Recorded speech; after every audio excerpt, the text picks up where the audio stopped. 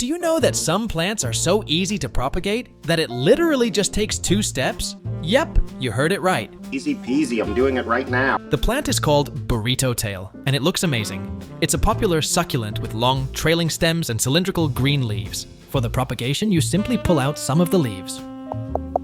Make sure to get a suitable soil for cacti. You can even mix it yourself with potting soil, coarse sand, and perlite. Push the leaves into the soil and make sure to spray them on a regular basis with water to prevent them from drying out. Let us now see in this 256-day time-lapse how the leaves propagate to a wonderful new plant. Already after some days, the leaves start to grow roots and new little leaves. To care for a burrito tail plant, place it in bright, indirect sunlight. Water sparingly, allowing the soil to dry out completely between waterings as it's drought-tolerant. Keep it in a warm environment, ideally above 10 degrees Celsius, and avoid moving it often, as its delicate leaves can easily fall off.